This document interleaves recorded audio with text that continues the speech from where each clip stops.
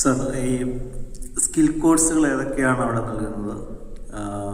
Soft സ്കിൽസിനെ concentrate ചെയ്യുന്നുണ്ടോ? Placement എങ്ങനെയാണ് പോകുന്നത്? സാർ, ഫസ്റ്റ് ഓഫ് ഓൾ എൻ്റെ പേര് റിയാസ് ടി എം.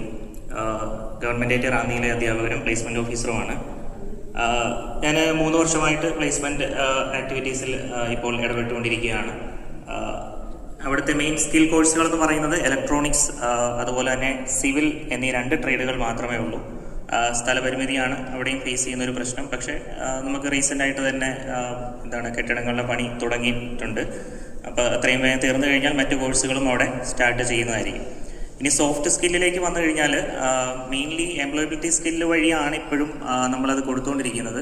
അതുപോലെ തന്നെ റീസെൻ്റായിട്ട് DWMS ആപ്പ് വഴിയുള്ള പല കോഴ്സുകളും, അതായത് നമ്മുടെ ഇംഗ്ലീഷ് സ്കിൽ ഡെവലപ്മെൻറ്റ് കോഴ്സുകളൊക്കെ മാക്സിമം കുട്ടികളെ കൊണ്ട് ചെയ്യിക്കാൻ ശ്രമിക്കുന്നുണ്ട്.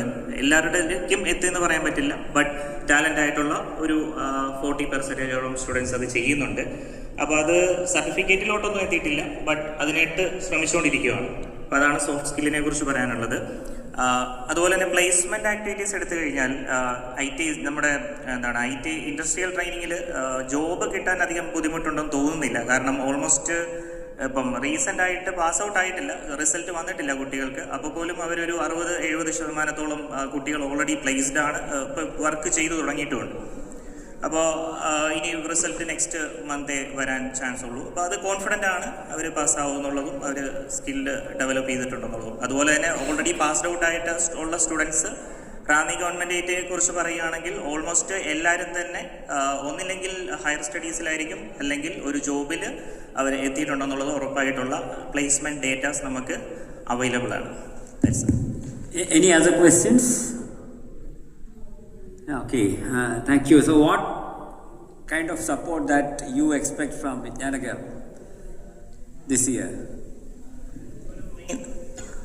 ഒരു മെയിൻ ഇഷ്യൂ പറയാനുള്ളത്, ഇപ്പോൾ റീസെൻ്റായിട്ട് ജോലി കിട്ടിയ ഒരു ബ്രില്യൻ്റ് ആയിട്ടുള്ള, ഏകദേശം മാർക്ക് അടിസ്ഥാനത്തിൽ പറയുകയാണെങ്കിൽ 96% മാർക്ക് ഫസ്റ്റ് ഇയറിൽ കരസ്ഥമാക്കിയ ഒരു കുട്ടി ഇപ്പോൾ ചെയ്യുന്നത് LG സർവീസ് സെൻറ്ററിലാണ് ജോലി കിട്ടിയത്. അവരുടെ തുടക്കത്തിലുള്ള സാലറി അല്ലെങ്കിൽ സ്റ്റൈപ്പൻഡ് എന്ന് വേണമെങ്കിൽ പറയാം, അത് വെറും 5000 രൂപയാണ്.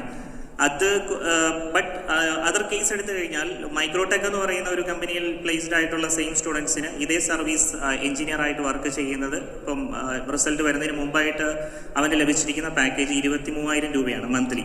അപ്പോൾ അതിലൊരു കോർഡിനേഷൻ വന്നു കഴിഞ്ഞാൽ ബെറ്റർ ആയിരിക്കും എന്നുള്ളൊരു suggestion. Definitely we will do it.